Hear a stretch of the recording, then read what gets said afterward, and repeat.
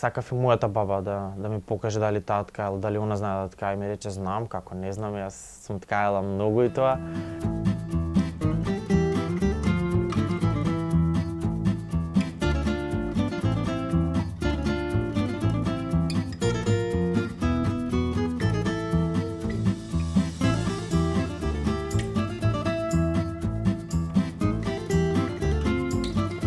Здраво, јас сум Дамјан Ристовски, еден од основачите на Народни носи. Идејата првично за дуќанот, за отварање на вакво етно катче, дојде многу одамна, кога учевме со Сара да ткаеме од мојата баба и беше некако едно од најударните мисли за едно дете кога ќе порасне, дека со што сака да се бави, или тоа се уште го прашуваат на училиште, што сакаш да бидеш кога ќе пораснеш. И нас некако не беше тоа, па ние некако би биле поразлични, би биле ни доктори, ни не знам, од другите професии, туку едноставно би се бавеле со изработка на народни носи. И така беа сите беа зачудени за тоа што сме го одбрале да го работиме и еве денеска после толку време излезе дека навистина со тоа од малино зашто сме го сакале, сме се потрудиле да го работиме. Идејата, всушност, јас членувам од трето одделение во културно-уметничко друштво и од таму некако беше се сврзано дека тоа едноставно ако си член, после тоа веќе некако се раѓа поголема љубов и поголема спрема народните ора, спрема народните песни. Кај мене се роди љубов поголема спрема народните носи, односно како не облекуваа за на сцена, дека секогаш мораше да бидеме спремни за на сцена кога ќе излеземе да играме и моравме да бидеме стокмени убаво, мислам стегнати со појас, случајно да не ни се одврзе опинокот, да не ни се одврзе врвката од чорапите. И секогаш од мал внимавав на тие работи и некако ми влезе во потсвест дека некако сакам со тоа да се бавам. Ме интересира како се облечени другите друштва, ме интересираше. Па после тоа ме интересираше дали мојата баба има носија дома, дали се чувала од незината мајка, од баба.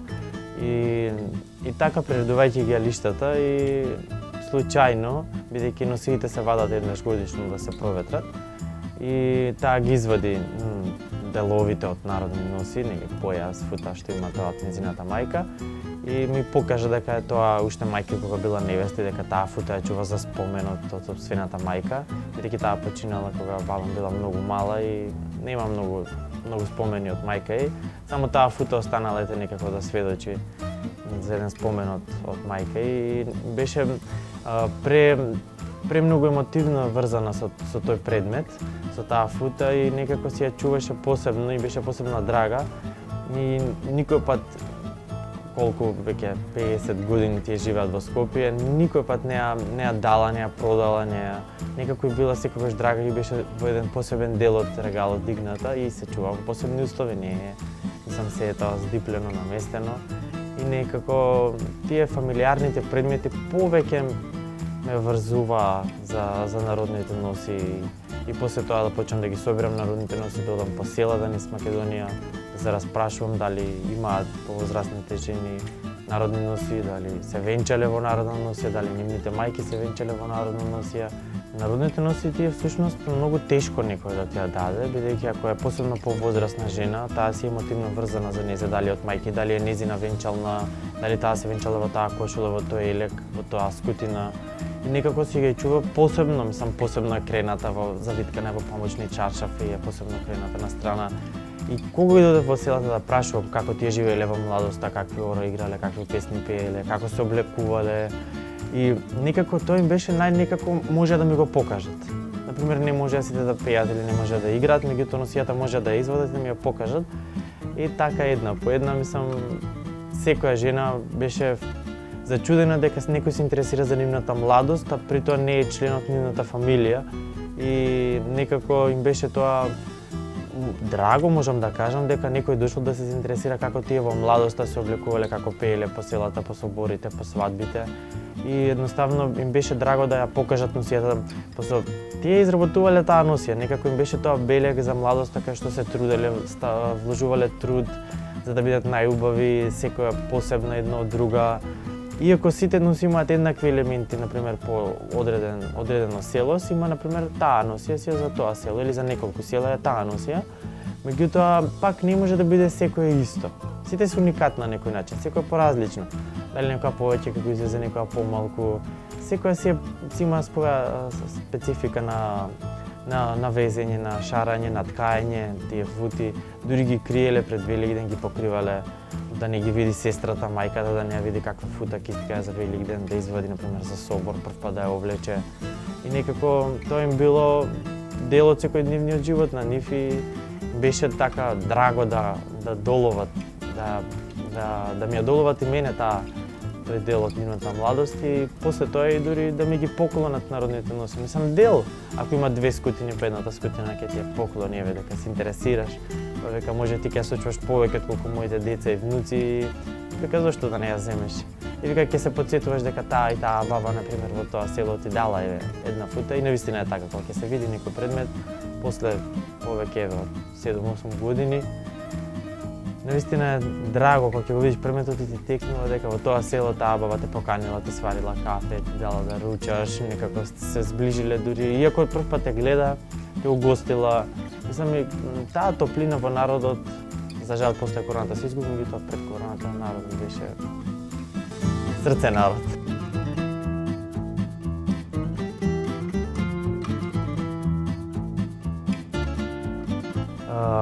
Па со Сара всушност ние се знаеме од прво оделение, пошто сме заедно од прво оделение и сме блиско комшии сме.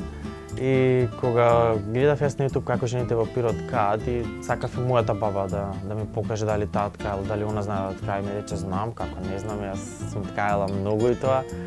И всушност нашето другарување со Сара беше некако таа и двајцата да не воведе. Мене ми покажуваше, Сара интересираше, гледаше, после тоа она, како што знаат старите да кажат, кради со очи. Едноставно не може се да, колку и да ти покажува, ако ти самиот не те интересира, не те влече, не ги крадеш тие некои моменти со очи, едноставно укради го занаетот. Тоа и таа секој пат викаше, укради го со очи. Демек, види како сум го направила и ти направи го поубаво од мене. Едноставно, плюс таа не ткаела, може би 40 веќе, повеќе од 40 години не ткаела. Толку 30 и нешто години, 40 не ткаела. И веќе она требаше да се присети како едноставно се шараат некои шари, како се прават. Па многу пати не оставала сами мене и Сара да ги откриваме шарите, како се доаѓа до некоја шара. Така, ќе се стискате со нозете, ќе си правите нешто со раците и ќе си откриете некоја шара. И стварно е така. Мислам, кога ќе ја гледаме, например, еве сега некоја скутина, еве да гледаме тука овие што се до мене, едноставно се бројат сите на прсти овие. И ние со Сара така сме почнали, например, некои појаси да ги шараме. Ќе изброиме на прсти, например, толку и баклавите, например, од поситно се прошируваат шарките, после тоа се собираат. Се таа не го кажува со зборови. Ама друго кога ќе го осетиш ти на разбор, кога седиш и кога го ткаеш, мислам, многу е поразлично. Па јас би упатил порака до младите дека не може да бидеме дрво без корен, едноставно тоа сме си ние, едноставно фолклорот, традициите, обичаите, тоа не прават посебни од сите, мислам секој крај си е посебен по нешто, така да мислам дека младите треба да ги превземаат обичаите, традициите, народната носија и да ги пренесуваат понатаму на нивните деца, внуци, или како што води еден нормален пат и да се зачува всушност целокупната македонска традиција од сите крајеви подеднакво. Така цел свет си ја чува својата традиција, па зошто ние да се правиме, не знам, да измислуваме нови моди и да не ги прифаќаме старите традиции, кога може да бидат и многу корисни во денешното време, мислам, тие си поучни и пренесуваат убави пораки од минатото, мислам, и кога ќе ни текне како нас како мали дека не мачкале например со јајце за Великден, зашто ние тоа не го правиме после тоа нашите деца, кога едноставно тоа е спомен од нашето детство, па ние го пренесуваме нашите деца, им ствараме спомени на нашите деца, на нашите внуци. Мислам дека секој еден треба да се потруди да ги пренесе традициите, обичаите и народните носи.